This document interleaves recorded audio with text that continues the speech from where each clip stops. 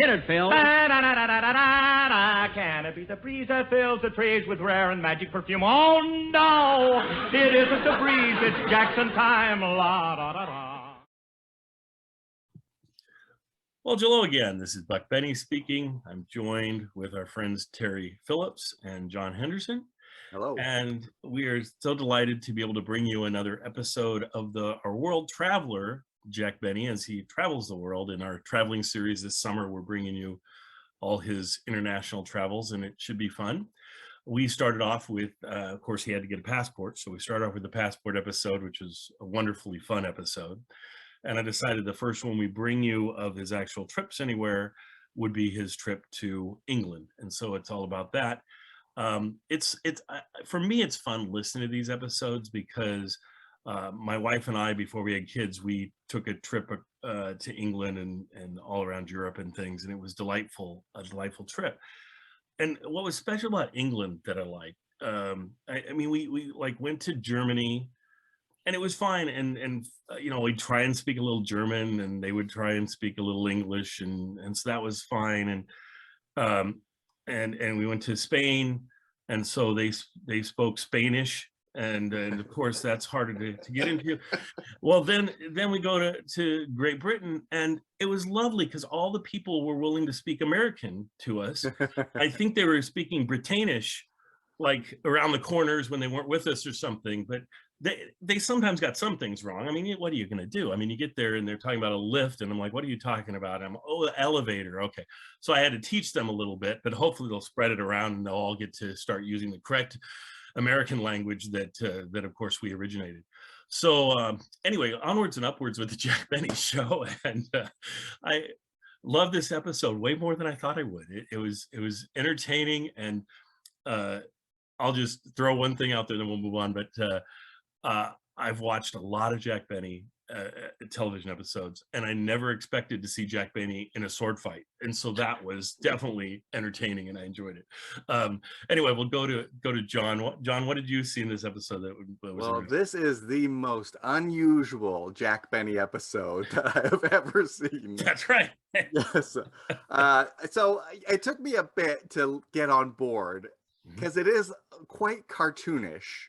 And so I sort of had to like reframe how I watch this. This is something that's, you know, might be normal for like, you know, like the movie Airplane or there's scenes in here. The stretching rack scene, I totally did a flashback in my brain to Princess Bride with the stretching, with the being on the stretching thing. So yeah, I agree. It was a lot like those Airplane, Princess Bride, all that kind of stuff. Yeah. Or like if you want something like old school, I've seen some clips from Olsen and Johnson, and it's also just these zany, outrageous, crazy things. And you don't expect that with Jack Benny. Jack Benny usually plays things straight, and it's in his inflection and in, you know, the content of the words that he's speaking, whereas this is quite out there. But once you can wrap your mind around it, there's a lot of funny gags. Like I liked the shaving gag.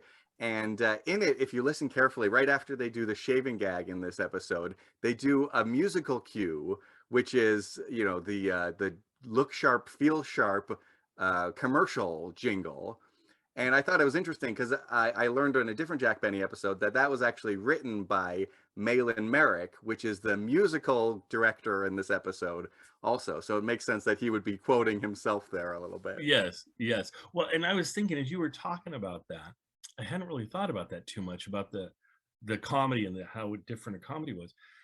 Could he have been also trying to do British kind of comedy? Because they are at least at the time, they were more into the zany sort of comedy pieces, I think, a little bit. Maybe it also reminded me of a cartoon, because I'm pretty sure Mel Blanc is doing the voices of all of like the soldiers or whatever. Yeah. So listen carefully. You let me know if you think that I'm wrong. But the voices coming out of those guys' mouth, they don't sound like those guys. They sound like Mel Blanc doing a voice. Well, what did you think, Terry? Well, first of all, I would say that this was one of the best and one of the worst episodes I've seen. And one of the best because there was so much to laugh about. Beginning with the opening where Jack is learning or being tested on his knowledge of old British currency. I just found that hilarious. Yes.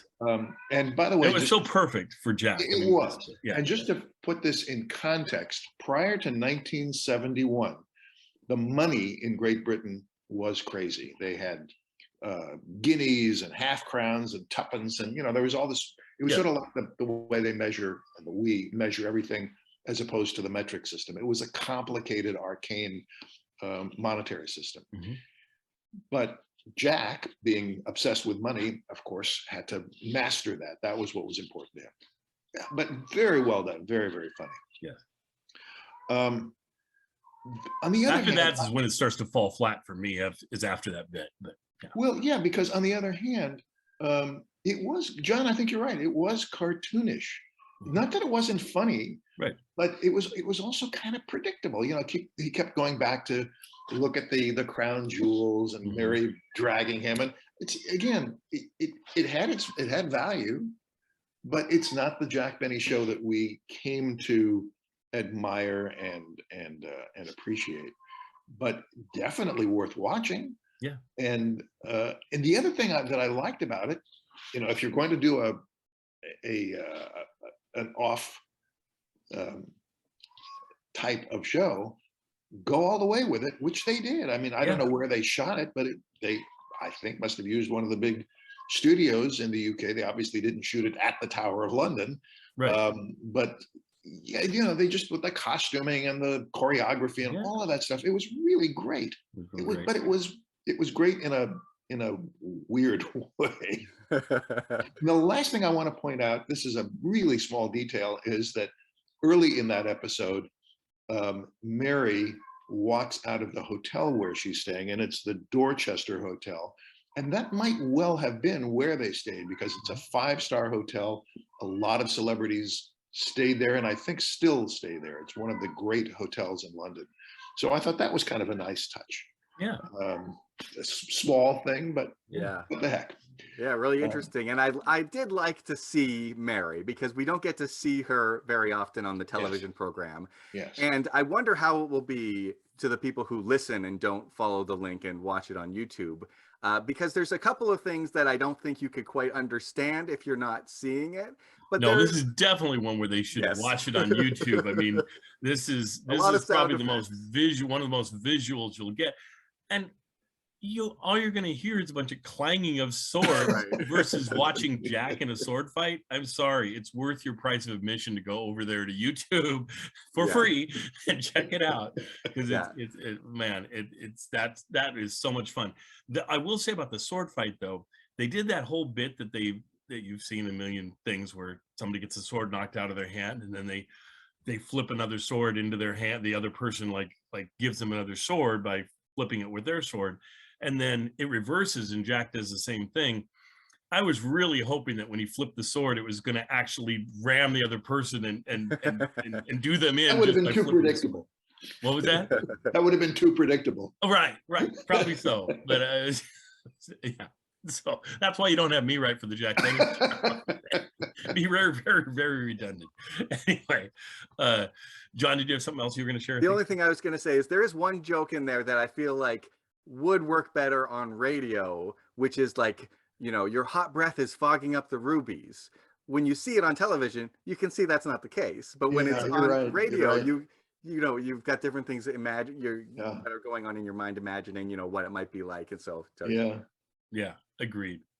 So anyway, I guess we'll leave it at that. But an enjoyable episode, and I'll throw this piece out too. One thing that I love about the Jack Benny show that is not true of any other show I can think of, it's a singularity for this show, is just the variety of different types of shows he can present, whether it's straight sitcom, whether it's the curtain guest sort of talking in front of the curtains show, whether it's more of a variety piece. And this is a whole nother flavor that we've never seen before. So to me, it just adds to all of these wonderful flavors that Jack Benny presents, and that what other show does this? No, nothing does this. And Daryl, we shouldn't forget that this episode had one other unusual factor, which is a very large cast, a large Yeah. supporting cast. Large. And I think it's, I would guess, and these trip episodes seem to have fairly large casts, and maybe it's because doesn't have any of his regulars with him. It's just he and Mary, and so then they just have to use, everybody else. In this case, it didn't have really another big name star, so they probably had more money to use them more extra. And I'd like to mention one last thing, if I may, which is that I loved the fact that they were in London, that they were out and about in London. Yes. Most of it didn't take place in the street, but Yeah. when they did, they really sold it. They really showed Yes. us that they were there, and that was really nice. Oh, and the other thing I'll point out is with that piece, I love having these episodes in fairly high quality if we can. So I'm going to look. I think I've got a better quality one than the one we watched on YouTube to do this. And so if I do have a better quality one, I'll link to that instead of the one on YouTube. But Well, what we saw was already really high quality. I was impressed by. Obviously, it was filmed. It was before video, but it looks really great. Yeah. So thanks everybody, and enjoy this episode, and we'll see you guys next time. We have a second episode coming from the UK that we're going to put out there very soon, and it's Jack doing a kind of a stand-up bit, and it's really fun and really different. It's from 1961. This one's from 1957, guys. 56. Okay, thank you. All right, and then on we go. Thanks everybody. Bye. The Jack Benny Program.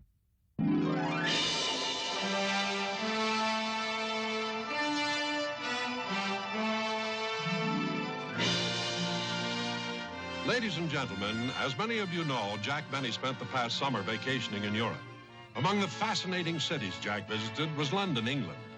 London, with its many historical bridges across the Thames. The majestic dignity of Buckingham Palace. And if you walk down Piccadilly toward Hyde Park, you'll come to the Grosvenor House. This is where our little star stayed during his visit. Hello? Oh, hello, Mary. I know we've been in London 5 days. What about it? Well, certainly I intend to do all those things, but not till I'm ready. I mean, that's the trouble with tourists. The minute they get to a foreign country, they rush all over the place before they know what they're doing. Look, Mary, I'll call you when I'm ready. Goodbye. Mr. Wickers, I'm sorry about that interruption. Well, that's quite all right, sir. Shall we continue? Yes, let's do that. Now, what's the equivalent denomination to an American quarter? Now, no peeking.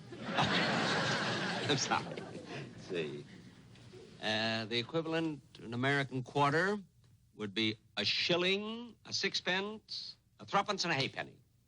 And what's the next denomination to a sixpence? A shilling. And 2 shillings and 6pence equals? A half crown. Oh, very good, very good. And 7 half crowns, 2 shillings and a twopence and a threepence. A quid. Oh, Jolly Roger. I'm so sorry, I'm becoming emotional. It's all right. I was quite thrilled myself. Now, Mr. Wickers, when do you think I'll be ready? Supposing you were dining in one of London's finest restaurants and that your bill came to 65 shillings, what change would you receive if you gave the waiter a £5 note? Let's see, if the dinner costs 65 shilling and I gave the waiter a £5 note, I'd get back £1, 3 half crown, 2 florin, 2 shilling, a threepence, twopence, and a halfpenny.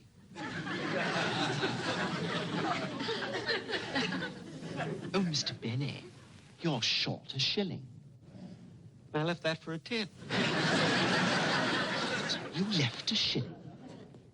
Well, you told me it was a classy restaurant. Mr. Benny, you are ready.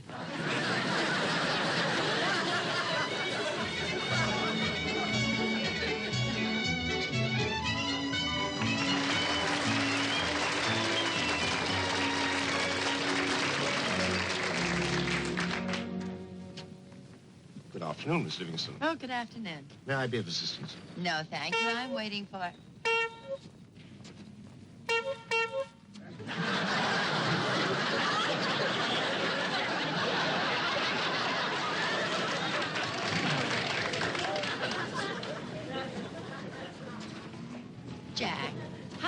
hitch a ride on a bicycle? I didn't hitch a ride. I was crossing the street, the bicycle hit me, I landed in the basket, and he was coming this way anyway. But now that I'm here, you know where you want to go, and we'll be off. Well, let's go to a travel agency and join a sightseeing tour where they have a guide and everything. Okay, come on.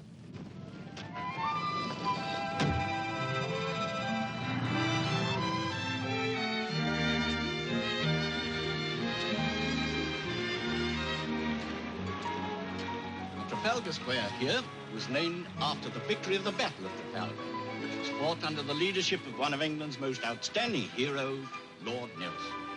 The statue to Lord Nelson was erected in 1867 and stands on a pedestal 145 feet high. Well, are you convinced, Jack? What do you mean, convinced? When we saw it from the bus, you said, look, there's the Leaning Tower of Pisa. Lawrence, anybody can make a mistake. It looked like it was leaning to me. The bus was going uphill.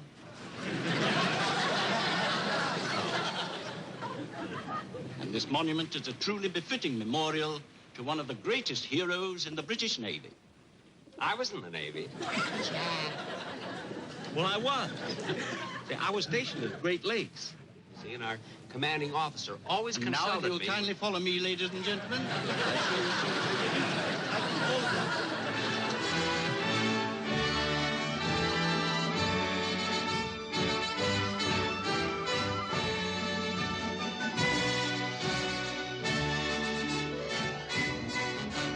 That is the White Tower, the original Tower of London, built by William the Conqueror in 1078. And behind us here is the Martin Tower, associated with the theft of the crown jewels by Colonel Blood in 1671. And now, if you'll kindly follow me, ladies and gentlemen.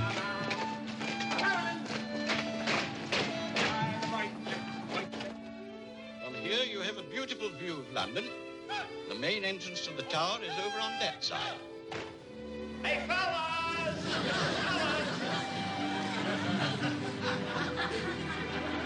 Please follow me, everybody. And these, ladies and gentlemen, are the crown jewels of England. Just step this way, please.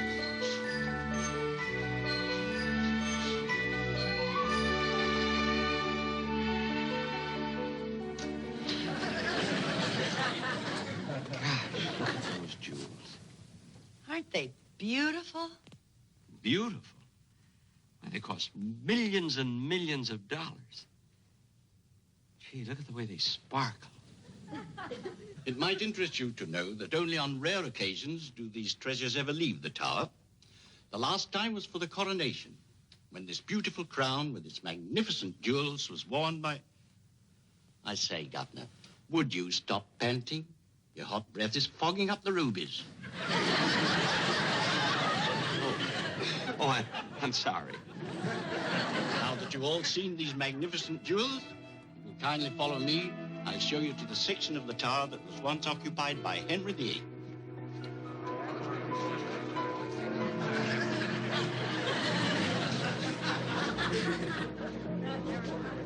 This particular room was his favorite dining hall. Come this way, please. Now, although the food on this table is made of wax, it represents a normal meal consumed by Henry VIII 5 times a day.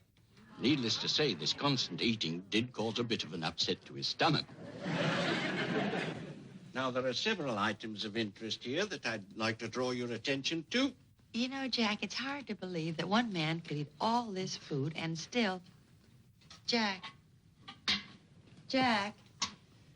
Now, if you will notice, Jack. on the face of this Jack. picture here,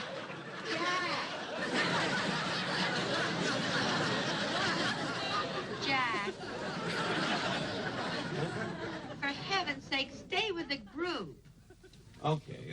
Come on. I find this difficult to believe, ladies and gentlemen. But as I was saying, King Henry VIII ordered the execution of his Queen, Anne Boleyn. It was an unfortunate incident. You see, Henry VIII accused Anne Boleyn of being in love with a handsome chap named Smeaton.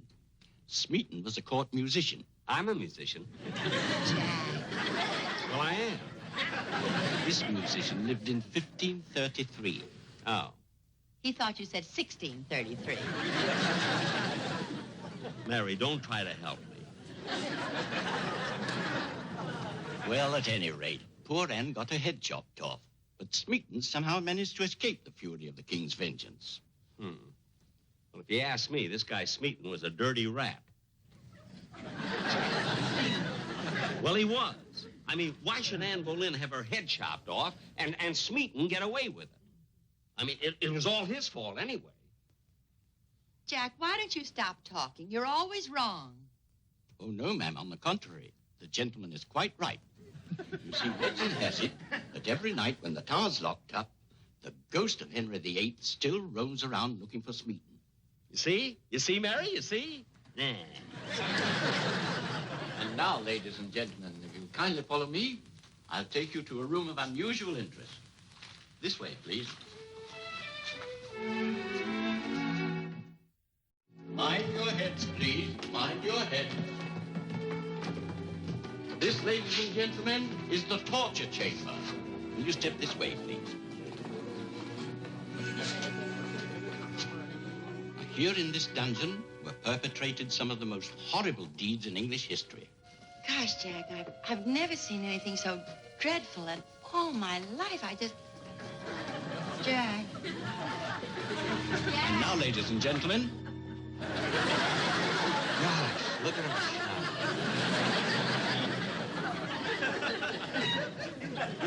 Jack, what's the matter with you? Huh? Oh, all right. And then there's another thing we ought to remember, ladies and gentlemen.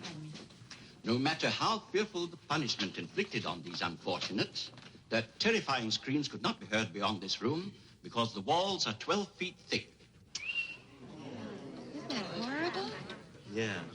And I might add that the rack, this instrument here, is the most fiendish device of all. They would manacle a man by the wrists and by the feet, and then they would turn that wheel, and he would stretch and stretch until he would be forced to obey their slightest wish. Did you hear that, Jack? Yeah, it sounded familiar. You put it in Dennis Day's contract.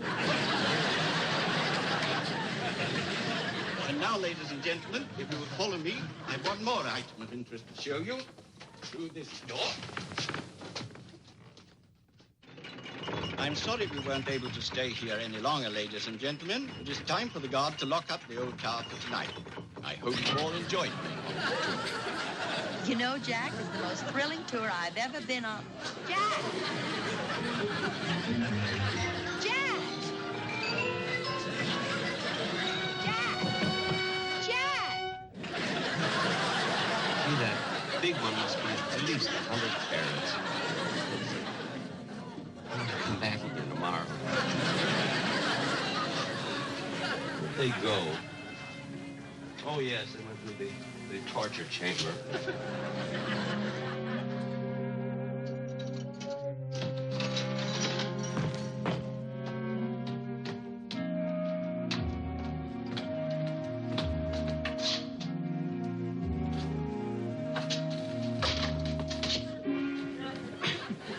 It's funny, the door is locked.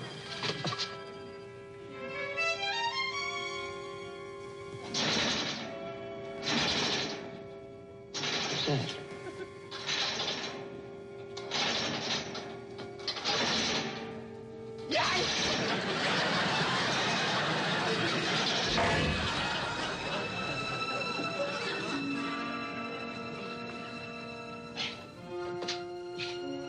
Mary! Mary! Rochester!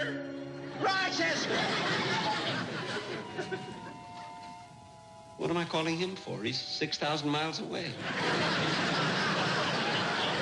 Mary! Mary!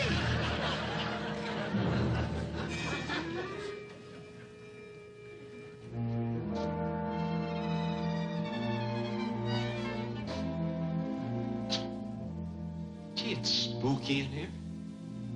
I gotta get out of here. Mary! Mary! Somebody! Somebody help! I'm locked in and nobody can hear me. Hey, Barry! That's right. Nobody can hear you. These walls are 12 feet thick. Huh? Who said that? Who said that? I did.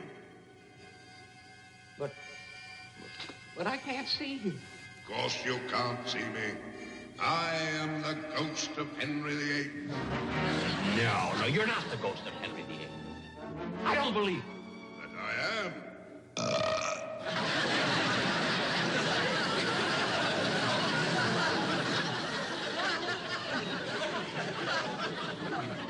Last I've got you where I want you. No. Look, I didn't do anything. All I did, I came in here sightseeing. That's all, with a lot of tourists. That's all with Mary. Mary was with me. All we were doing was running around the place. What's happened? I've been waiting for this for a long time, and I've finally caught up with you. Me? Yes, you. The secret lover of Anne Boleyn. No, you're mistaken. I'm Jack Benny, star of stage, screen, and television. Honest, I am. No, you're Smeaton. Go over to the mirror and take a look. Take a look? You're darn right I'll take a look. This is ridiculous. I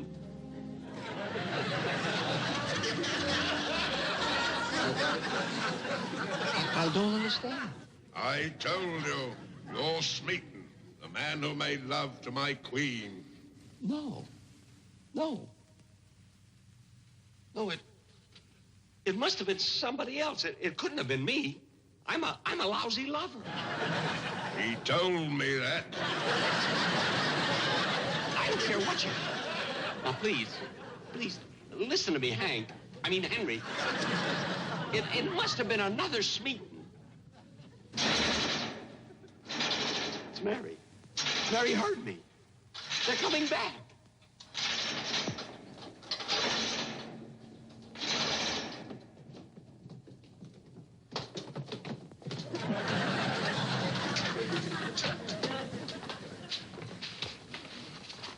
By order of His Majesty King Henry VIII, you, Smeaton, court musician and secret lover of Anne Boleyn, are hereby accused of committing the following crimes, referred to in the Royal Criminal Code as 27A.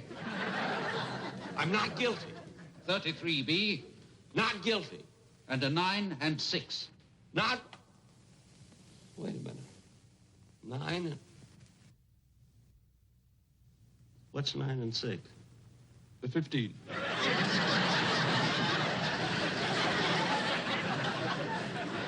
How do you plead?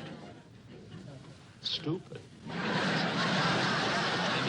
are therefore, by order of King Henry VIII, sentenced to suffer the agonies of the torture chamber. Get the torture.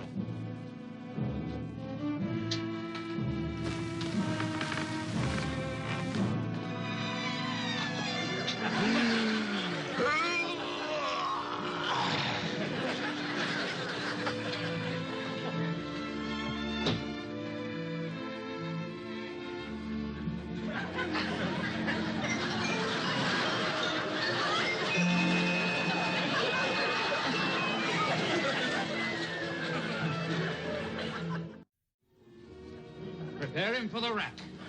Wait a minute. Wait, you can't do this to me. You got the wrong Smeaton. I'm not the guy. Please, fellas, if you let me go, I'll give you each 100 gillion. What's a gillion? That was money before our time. Stretch it.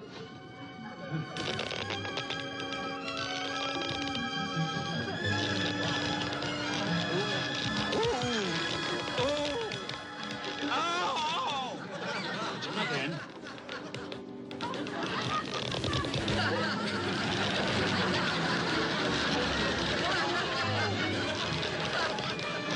Cut me loose! Cut me loose! All right, execute. Now cut him loose.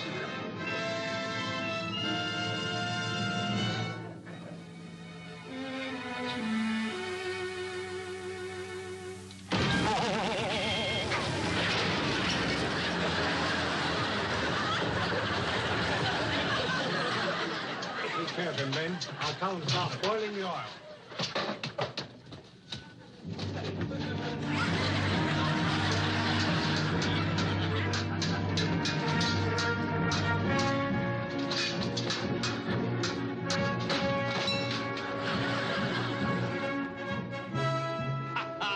I'll give you a sporting chance.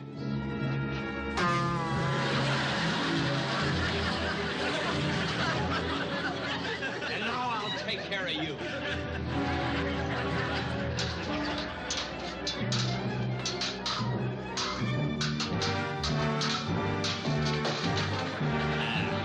No sporting chance for you.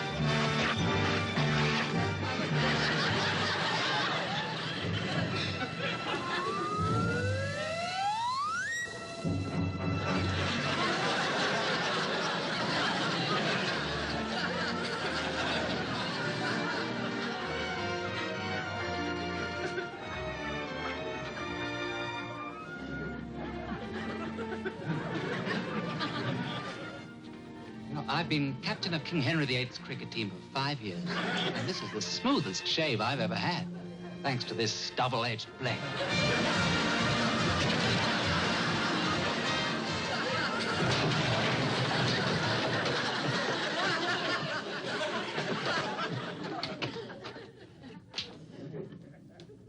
Defend thyself, Smeaton. You're about to meet the greatest swordsman in all England. On guard!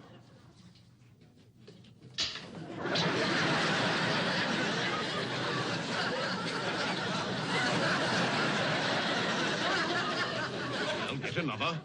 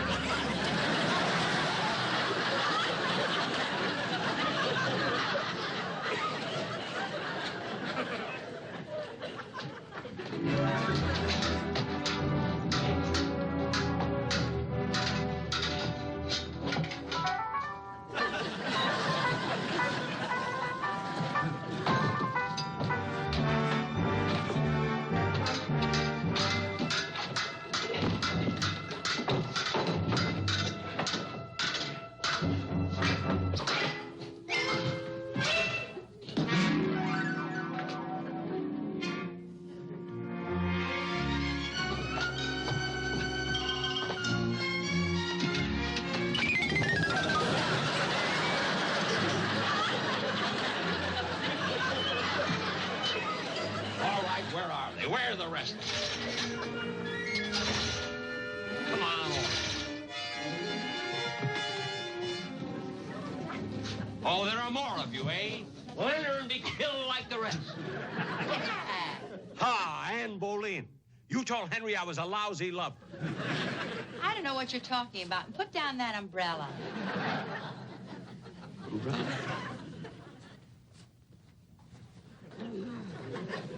What was all that screaming about? Enter and be killed like the others. What was that? Well, Mary, I can explain. You see, when I found out I was locked in the torture chamber, I got frightened to death. And you know me with my vivid imagination, you see. I thought that, that I was back in the year 1533, and King Henry VIII accused me of making love to Anne Boleyn. I say, Governor, would you mind explaining later? We've got to catch the bus back to town. All right. Come on, Mary. All right.